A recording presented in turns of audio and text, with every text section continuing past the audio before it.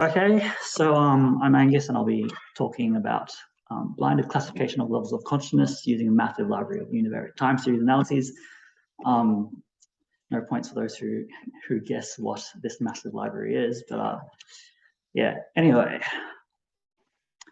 so I'm interested in consciousness, and let's start with the question.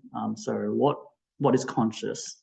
So first of all, you're aware that you are conscious because you're experiencing something, but what about other beings? So for example, what about pets, a dog, a cat, goldfish, a lizard, or maybe in a fly? Where do you draw the line? What is conscious? What do you consider to be conscious? And what about robots and computers into the future?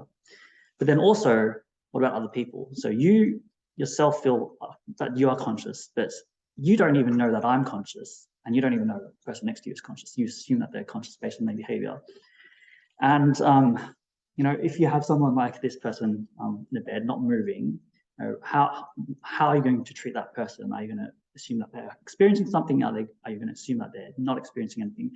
So consciousness is kind of more important than you might initially think, because this really changes how the way you interact with things. So yeah, in terms of disorders of consciousness, you might end up misdiagnosing someone who's paralyzed as being in a vegetative state, and you might think, oh, they're gone, but they might actually be experiencing something. And also in anesthesia, if you have an operation, are you consciously experiencing things while you're under anesthesia, or are you completely unconscious? So there's a big goal with consciousness, and that's to find the physical interactions which underlie it, because once we know what physical interactions are generating consciousness, we can better identify it. And then this is a big problem, so we kind of like work towards a smaller problem, for a smaller goal first, which is to find markers of conscious level. And so there's been quite a lot of progress made with identifying conscious markers. So for example, there are some listed here. You can see on the y-axis, there are markers which are related to event-related potentials. So that's potential which in response to some stimulus. And then there are also spectral measures, so power, in particular frequency bands, and then there are also information theoretical measures and complexity measures.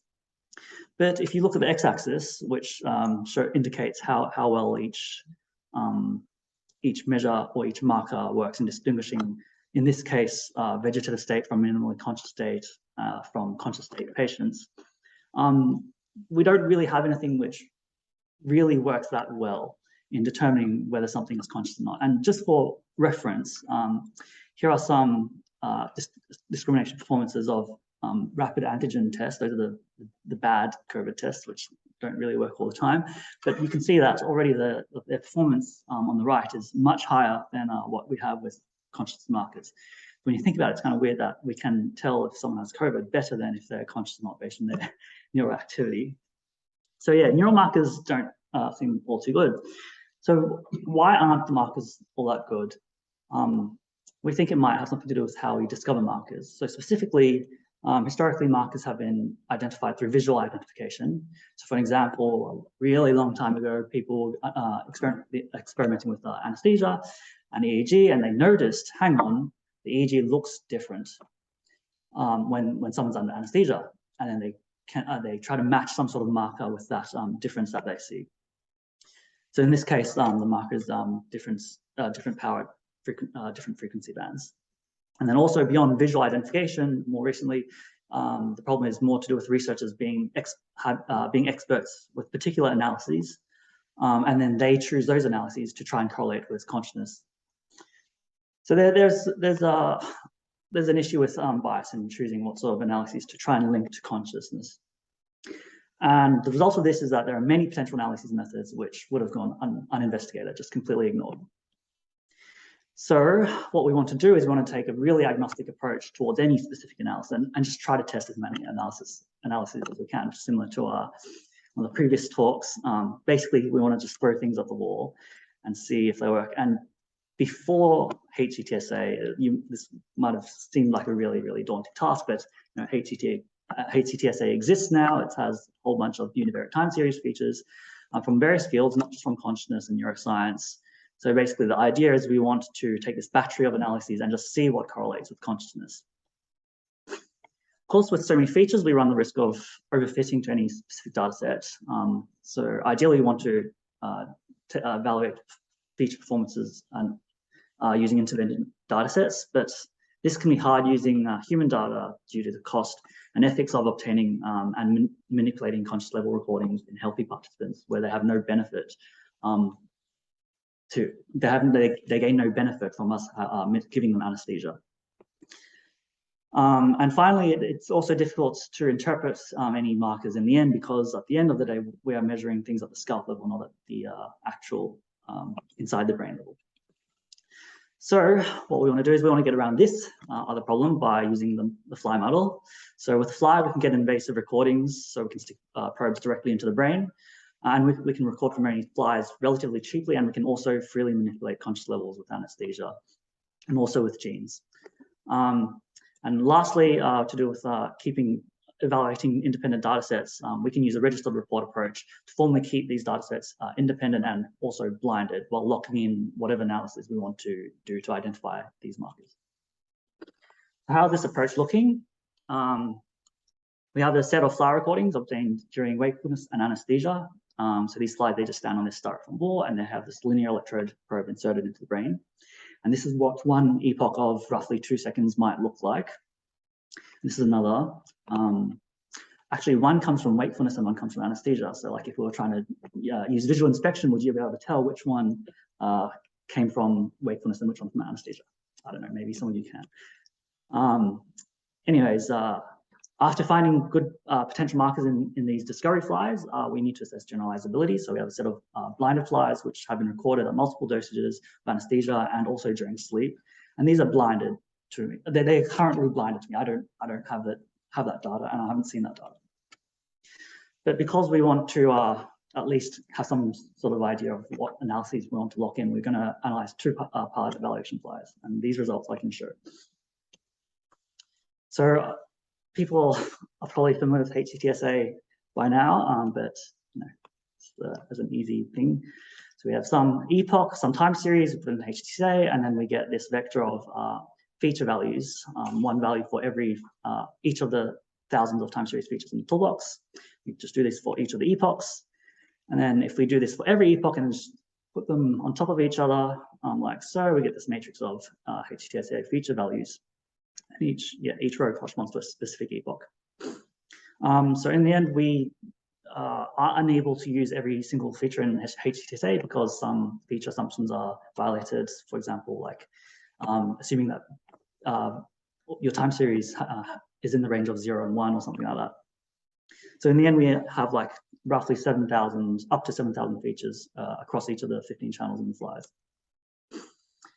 So if we take a column, and then we'll just rotate it just so you can see everything's clear.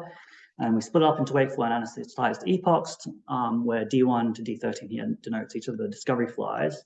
We have a clear distribution of values for each of the flies during wakefulness and anesthesia. And so now we want to see if this feature might be able to distinguish wakefulness from anesthesia. So we just do something very simple.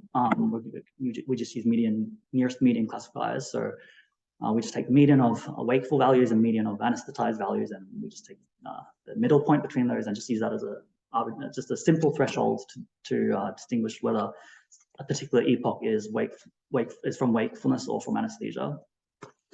And using these classifiers across all the individual features, we can obtain cross-validation on the discovery flies and then try to identify potential markers for consciousness.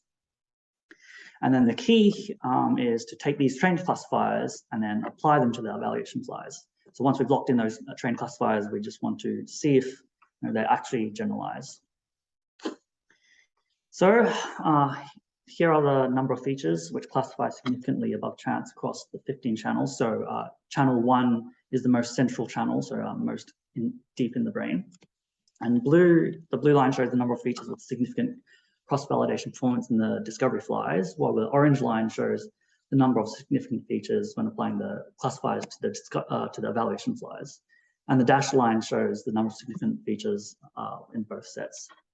And we can see, just using our simple classification, a lot of the features which significantly classify wakefulness from anesthesia in the discovery flies actually don't generalize to the pilot evaluation flies.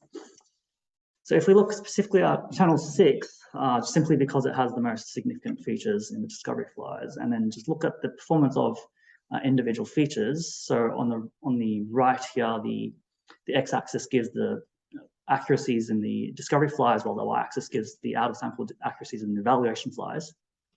And each individual dot describes the performance of a particular feature. Here I've highlighted some features in HCTSA which are related to already previously identified markers of consciousness. So the orange crosses there are spectral related features, specifically related to low frequency power. And you can see a lot of them just don't generalize from the discovery flies to the evaluation flies. Although the best performing evaluation feature is indeed one of those features. So yeah, many features fail to generalize, including features which are pretty well known in the consciousness literature as being consciousness markers. So why don't they generalize? Well, one possibility is that we have separate data sets. So maybe there are cohort effects. Maybe there's a difference in the experimental or recording paradigm for the validation flies or some other group difference. And then these feature values might be sensitive to these shifts. So what we can do is we can try to normalize the evaluation fly distribution to match the discovery set. And this is a kind of weaker form of generalization. And also it requires multiple observations in order to do. And you can't just take some arbitrary epoch in isolation and try to classify that. So that's the downside of doing this. So after doing this normalization, the classification forms of features look like this. So really clearly, the number of features which generalize to the evaluation flies jumps up quite a bit, and we can see that many more features related to previously identified markers generalize. So it seems that these features are sensitive to shifted value distributions, but meanwhile, we can still see that there are features which outperform established markers in the top right there, which I haven't labeled. So more features generalize after normalizing the evaluation data set, but we can also go further. So we can also consider variation among individual flies. For example, the exact electrode placement might be different among the different flies. And actually, when you think about it in many practical cases, we don't really need the actual feature values themselves. So for example, if you go under anesthesia, what you really need is a baseline value and as a reference. And then as you go under anesthesia, anesthetist just needs to know whether you are staying under, in a sense. So they don't really care about some sort of absolute feature value in those contexts. So with that sort of context, what would be the focus is the relative difference within an individual. So when we look at this, so what happens when we look at this instead? We go back to the feature values. We can take the values for one feature and then again split it up into wake and anesthetized. And then this time we just subtract the anesthetized values from the wakeful values. So what we have is instead of the vector of feature values, we have a vector of differences between wakefulness and anesthesia. And then we end up with distributions indicating how consistently wakefulness values are greater or consistently less than anesthetized values. So once again, what we're interested here is whether the effect direction consistency of loss of consciousness is high and whether that generalizes to the evaluation flies. Just to show you how a summary of the direction consistency across all the features. We'll just take this column, it's one column, and then we just take all the columns for all the features. So the idea is that consistently red columns are features which have values which are higher during wakefulness and lower during anesthesia. And then the blue columns, the consistently blue columns are the opposite. So those have values which are higher during anesthesia than during wakefulness. But we don't really care about the direction. We only care about whether this direction is consistent. The idea is if one column is completely red, then it has really high consistency. And if it is a mix of red and blue, then it's really kind of random in the sense of what direction your feature value is going to go when you lose consciousness. So this is how effector direction consistency generalizes to the pilot evaluation flies. So on the left there, first you can see compared to classification, many more features have greater consistency than chance. And many also generalize to the evaluation flies, including previously identified markers. So you can see, similar to when we applied the normalization for the evaluation flies, a lot of the features now generalize as well. But again, there are novel features which perform greater than other markers, so I've marked them this time. So these ones are, I think, relatively simple ones conceptually, root mean square and this kind of heart rate inspired measure, but they're to do with variation.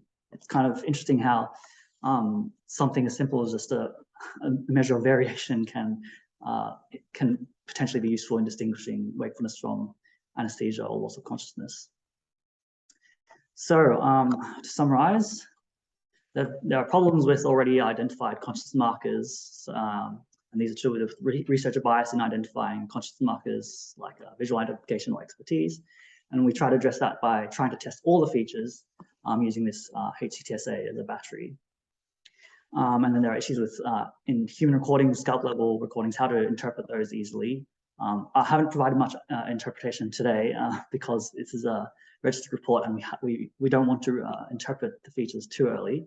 But in principle, we can, because the channels are directly in the fly's brains, we can more directly interpret what's going on in terms of neural interactions underlying those feature values.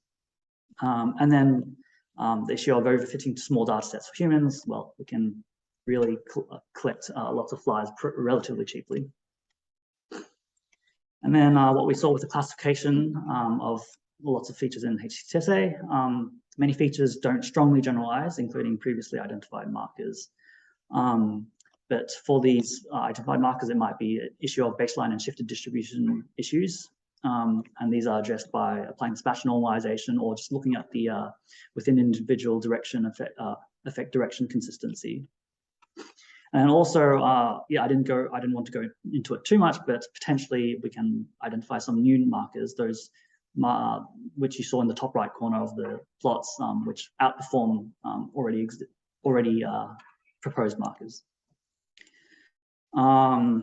Yeah, and then the affirmation of existing markers, but with weaker generalization. And then the next stages, so I mentioned, and Ben mentioned, that this is a registered report, so it's currently under review and I can't really do anything with the rest of the data until it's accepted. But yeah, that's coming up. And then also, as now mentioned in the earlier talk, a lot of consciousness theories nowadays are focused more on interactions among parts of the brain rather than univariate measures. So another step would be to go towards bi or multivariate measures using something like PySpy or further. And that's it. So I'll acknowledge now who's my supervisor and keeps me working. Rhiannon and Bruno, who are the ones responsible for collecting and curating the fly data, and then also Ben for in creating HCTSA in the first place. Thanks.